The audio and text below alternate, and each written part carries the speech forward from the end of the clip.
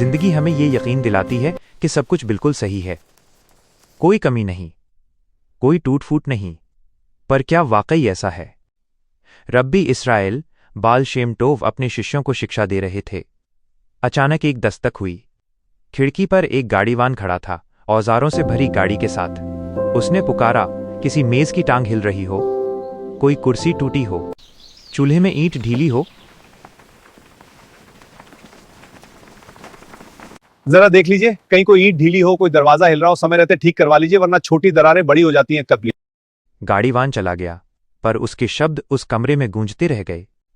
बाल Shem Tov ने अपने शिष्यों की ओर देखा और कहा, देखो, दुनिया में कुछ भी यूं ही नहीं होता। कुछ भी यूं ही नहीं होता।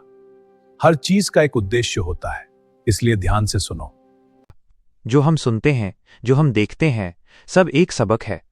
यह गाड़ीवान हमें याद दिलाने आया था, क्या सचमुच हमारी जिंदगी में सब कुछ दुरुस्त है? या फिर दिल के किसी कोने में, आत्मा के किसी हिस्से में कोई टूटा हुआ टुकड़ा, कोई ढीली ईंट मरम्मत का इंतजार कर रही है? हम अक्सर दो अतियों में जीते हैं। कभी कहते हैं सब परफेक्ट है, और कभी कहते हैं कुछ भी ठीक नहीं। पर सच तो यह है, जिंदगी हमेशा मरम्मत में है। हमेशा कुछ सुधारना है, कुछ नया गढ़ना है, कुछ और बेहतर बनना है। सवाल ये नहीं कि मरम्मत की जरूरत है या नहीं, सवाल यह है कि हम इस बात को मानते हैं या नहीं। क्योंकि शायद यही मान लेना ही सुधार की शुरुआत है।